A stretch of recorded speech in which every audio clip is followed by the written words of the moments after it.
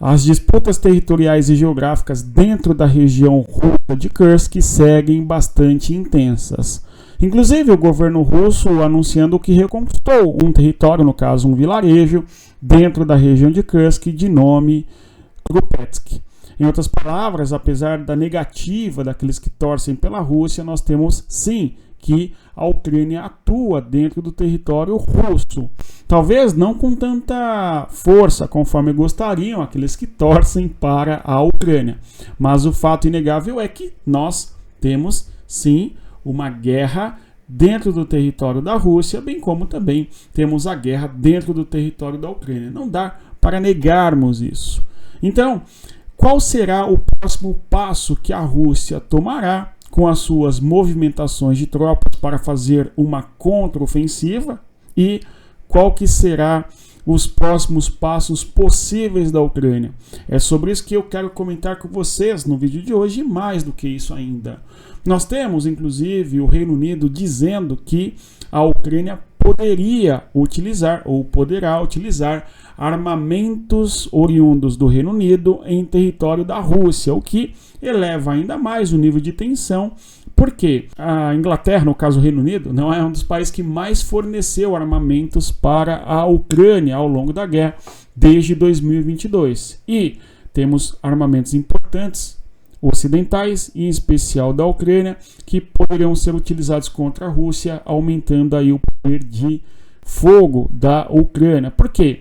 Até então, o que nós tínhamos é que os armamentos oriundos da OTAN, dos Estados Unidos e diversos países ali da Polônia e assim por diante, para a Ucrânia, deveriam ser utilizados apenas em território ucraniano para a defesa da Ucrânia.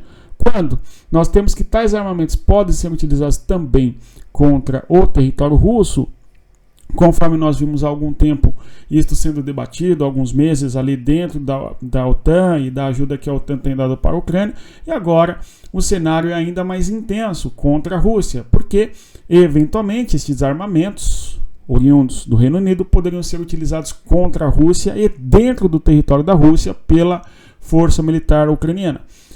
E aí eu gostaria de questionar com vocês aqui, quanto tempo será que a Ucrânia vai permanecer dentro da Rússia? Se é que a resposta virá e em quanto tempo demorará? Tudo bem? Então aqui é uma reflexão, porque a grande aposta que temos é a Rússia irá revidar e, à medida que revidar, a Ucrânia terá dificuldade de permanecer dentro do território de Kursk. A pergunta que faço, portanto, é: será mesmo que a Rússia vai conseguir retomar o território de Kursk e eventualmente expulsar os ucranianos que estão naquela região?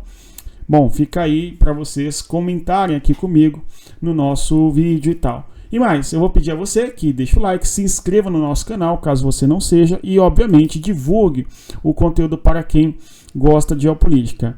Muito importante ainda o seguinte: você que quer aprender geopolítica e compreender em profundidade todas as nuances, o contexto dos conflitos e, além do mais, ter um ambiente de debate sobre geopolítica, conheça a nossa comunidade, onde nós temos, além de aulas ao vivo, toda semana tratando de temas importantes da geopolítica, e temos também um grupo específico chamado Território Geopolítico, onde há as informações mais importantes da geopolítica ao longo do dia a dia. Ou seja, todo dia bem informado ali, com informações de qualidade e, obviamente, sempre aprofundando o conhecimento.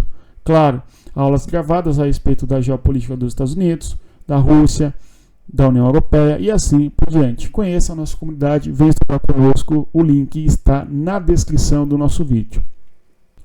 Pessoal, dito aí, né, o nosso convite a você a fazer parte de uma comunidade para discutir questões de geopolítica e aprender, né, em maior profundidade, como eu sempre tento fazer aqui no YouTube. Agora imagina isso tudo contextualizado, certo? Aulas sobre a Guerra Fria, a globalização, a década de 90, a geopolítica do Oriente Médio, qual que é a importância de cada player ali, a geopolítica do Irã, da Arábia Saudita, a formação do Estado de Israel e os conflitos com os vizinhos e assim por diante. Tudo detalhado para você saber tudo, ok?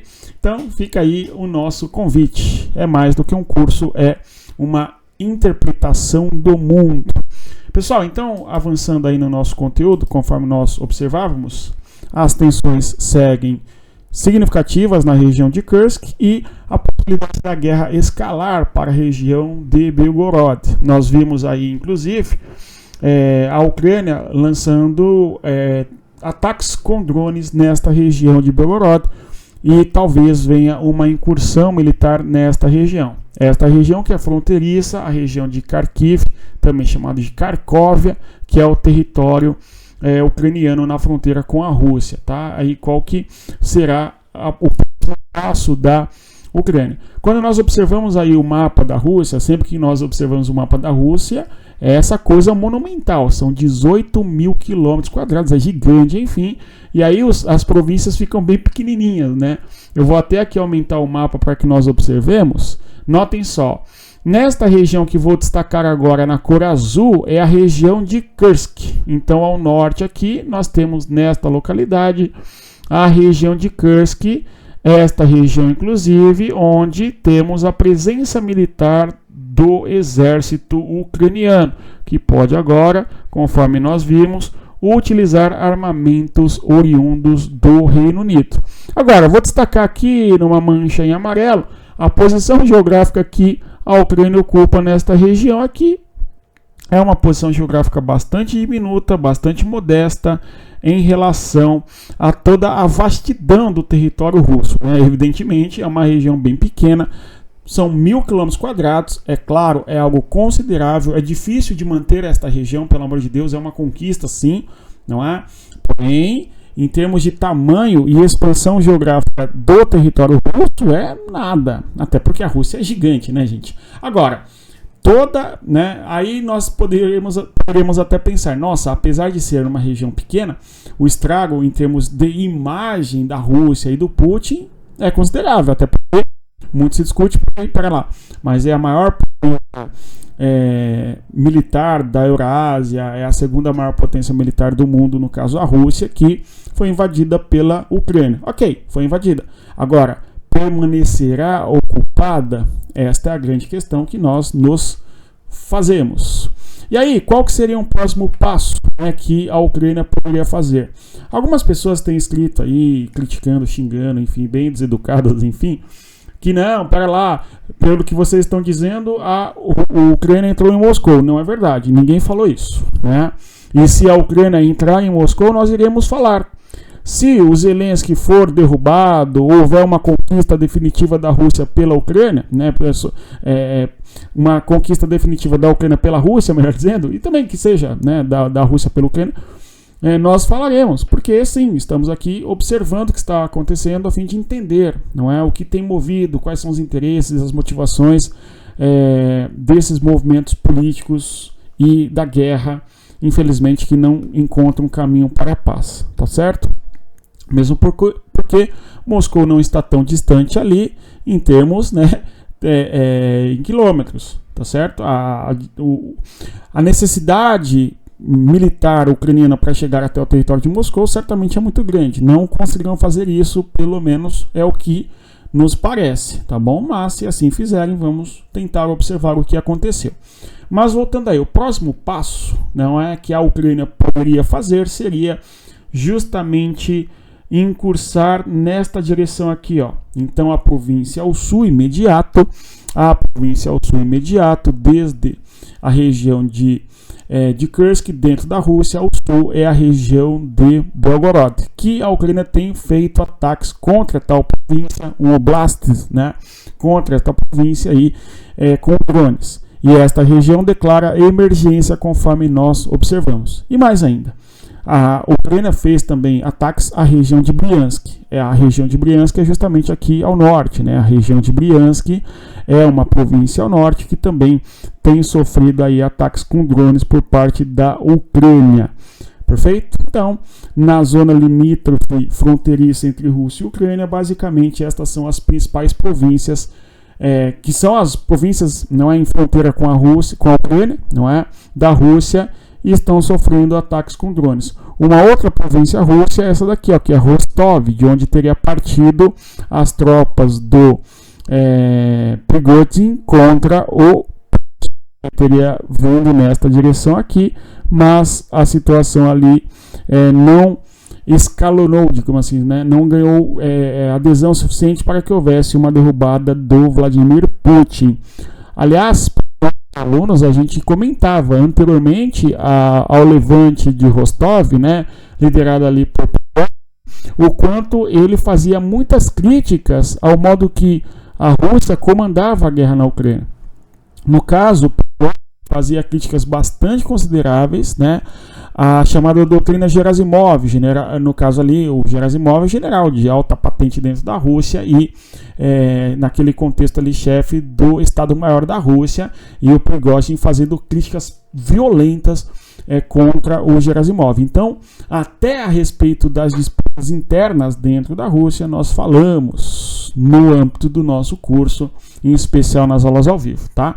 É uma propaganda aberta mesmo que estou fazendo aqui, porque inclusive as aulas ao vivo é o espaço que os alunos mais gostam dentro do nosso curso, né? Eu até pensei que seria, não, as aulas gravadas, os assuntos ali contextualizados, não, os alunos gostam de análises e entendimento aprofundado mesmo do que está acontecendo no atual cenário da guerra e assim por diante. Então, voltando aí, a possibilidade ucraniana, o próximo passo é infiltrar-se mais para o sul e tentar conquistar novos vilarejos, só que em outra província da Rússia. Por enquanto, não aconteceu, mas há uma alerta muito grande. Agora, e qual que seria o próximo passo da Rússia? A Rússia tem algumas opções, e pelo que parece, a Rússia já tomou uma contraofensiva na localidade de Kursk, da seguinte maneira: existem tropas da Rússia nesta localidade aqui dentro da Ucrânia. Há duas províncias aí que a Rússia poderia desguarnecer, abrir mão em boa medida, parcialmente, né? Não é que vai deixar de ficar presente na região e assim por diante. No caso, seria desviar tropas desta região aqui, ó, de Kherson. Nós já falamos disso aqui, parece que a Rússia já agiu um pouco nesse sentido. E também Zaporizhzhia, ok? Então, duas províncias aí que a Rússia domina dentro do território da Ucrânia, Zaporizhzhia, certo? Movimentar tropas desta região aqui para a região de Kursk, ok? Kursk está um pouco mais ao norte desta região aqui, que é a região de Belgorod, conforme nós já falamos aqui algumas vezes nesses últimos 10 dias em que a Ucrânia está dentro do território russo.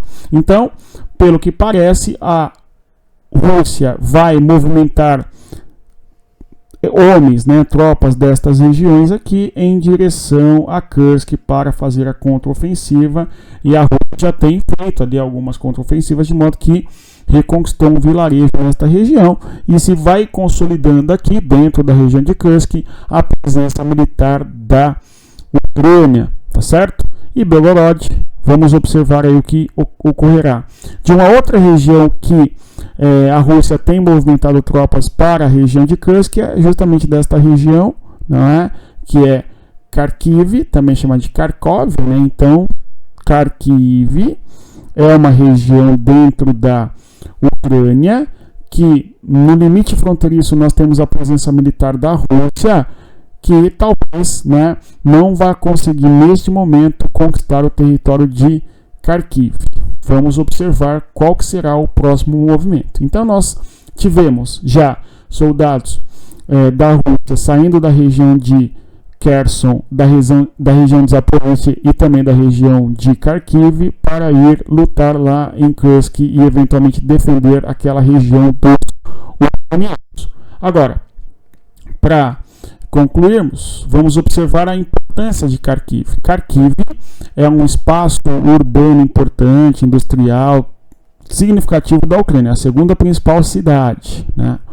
E há uma tentativa aí da Rússia de neutralizar a importância militar desta localidade, porque é a partir de Kharkiv que são lançados drones contra esta região aqui da Rússia de Belgorod. Então, para a Rússia é fundamental neutralizar aqui militarmente a região de Kharkiv, justamente porque é a partir daqui que existem lançamentos importantes contra Belgorod, como a Ucrânia tem feito já há um bom tempo, ok? Agora, estes drones ucranianos lançados contra Belgorod podem se intensificar, têm se intensificado justamente neste momento em que a Ucrânia agora pode atacar Belgorod desde o interior do território russo e tal, contra Belgorod, ou mesmo ainda Briansk, ou ainda Rostov mais para o sul, ou Lipetsk, que fica mais aqui para o interior, conforme a gente viu a Ucrânia atacando o território dentro da Rússia, ok? Lipetsk, nomes sempre muito fáceis de falar, né, gente? Enfim, então é esse o atual cenário. A Rússia desviando tropas de outras regiões para tentar reconquistar a região de Kursk e, por sua vez, a Ucrânia agindo militarmente e agora podendo até utilizar armamentos da Inglaterra, do Reino Unido, contra a Rússia. Tudo bem? Por outro lado, a Rússia utiliza armamentos oriundos do Irã, conforme nós sabemos, e também da Coreia do Norte, até porque a Rússia desenhou acordos importantes aí com estes dois países aliados da Rússia neste atual cenário da política, onde estes países tentam construir o que se compreende como mundo multipolar, né? Alguns compreendem dessa maneira a posição geopolítica dos países da Rússia, da Ucrânia, da própria Venezuela, como sendo um mundo multipolar que estaria à margem e não estaria sob a influência dos Estados Unidos, ou não é se distanciar da influência dos Estados Unidos e assim por diante. Perfeito? Muito bom. Então é este aí o cenário. Vamos continuar acompanhando os seus desdobramentos até, né, termos a definição, seja pela paz, né, que é o que nós esperamos. Se você chegou até aqui, eu agradeço sua presença. Eu vou reiterar, deixa o like, se inscreva no canal e, óbvio, divulgue o conteúdo para as pessoas que gostam de geopolítica.